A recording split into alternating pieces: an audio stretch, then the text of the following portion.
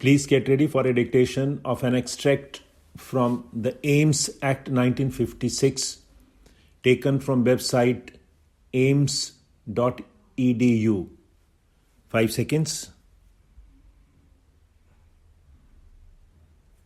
Start. This act may be called the All India Institute of Medical Sciences Act 1956. It shall come into force on such date as the central government may, by notification in the official gazette, appoint, with effect from such date as the central government may, by notification in the official gazette, appoint in this behalf, there shall be established for the purposes of this act an institution to be called the All India Institute of Medical Sciences. The institute shall be a body corporate by the name aforesaid, having perpetual succession and a common seal, with power to acquire, hold and dispose of property, both movable and immovable, and to contract, and shall by the said name sue and be sued, save as otherwise provided in the section.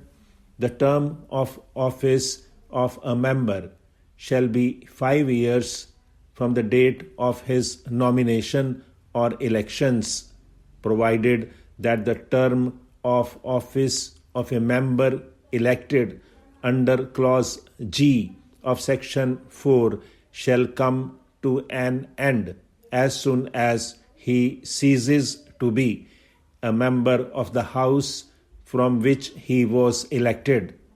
The term of office of an ex officio member shall continue so long as he holds the office by virtue of which he is such a member.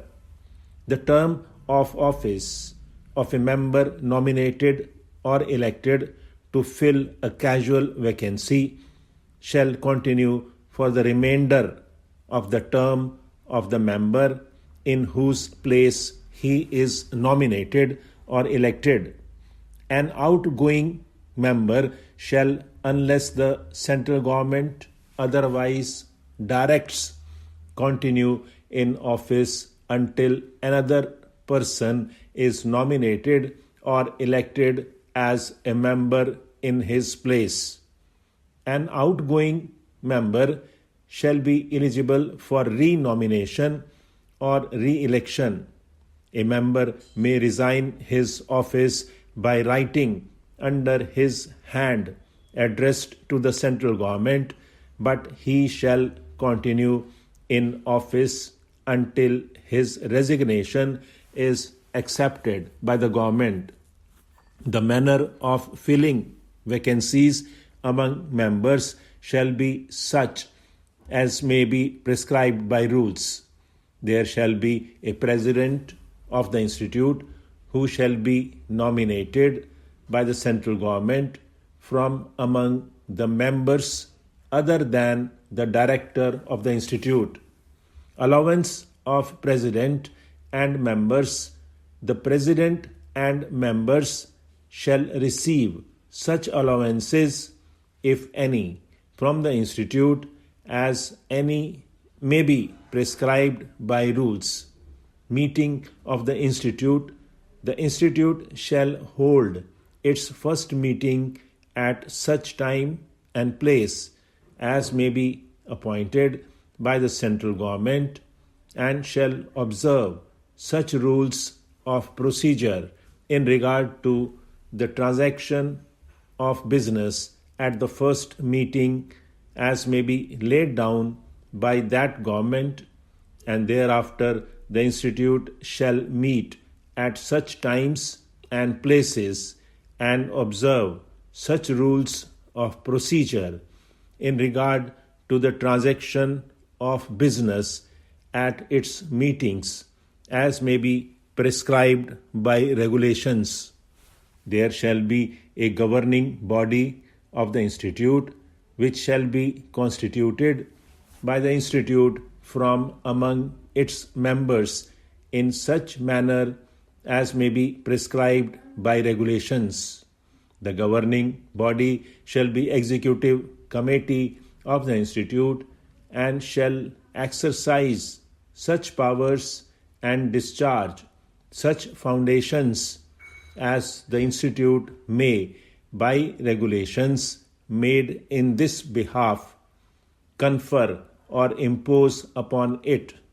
The president of the institute shall be the chairman of the governing body, and as chairman thereof shall exercise such powers and discharge such functions as may be prescribed by regulations.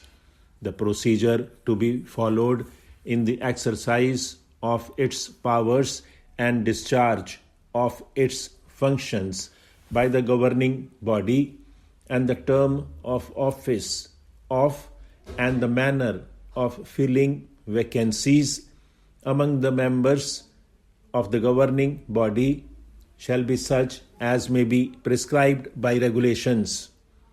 Subject to such control and restrictions as may be prescribed by rules, the institute may constitute as many standing committees and as many ad hoc committees as it thinks fit for exercising any power or discharging any function of the institute, or for inquiring into or reporting or advising upon any matter which the institute may refer to them. A standing committee shall consist exclusively of members of the institute, but an ad hoc committee may include persons who are not members of the institute, but the number of such persons shall not exceed one half of its total membership. The chairman and members of the governing body and the chairman and members of a standing committee or an ad hoc committee shall receive such allowances, if any, as may be prescribed by regulations. There shall be a chief executive officer of the institute who shall be designated as the director of the institute and shall, subject to such rules as may be made by the central government in this behalf, be appointed by the institute, provided that the first director of the institute shall be appointed by the central government. Stop.